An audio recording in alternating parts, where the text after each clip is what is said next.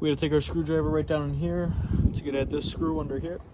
This is now all loosened up, but my dumbass forgot you gotta take this part off.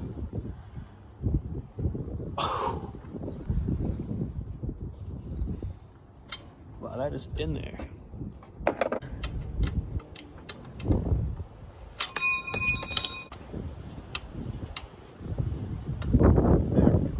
Holy shit.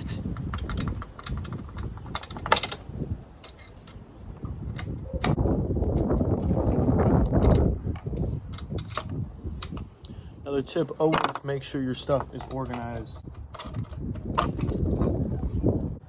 Now that we got this screw already off, this should just pull right out.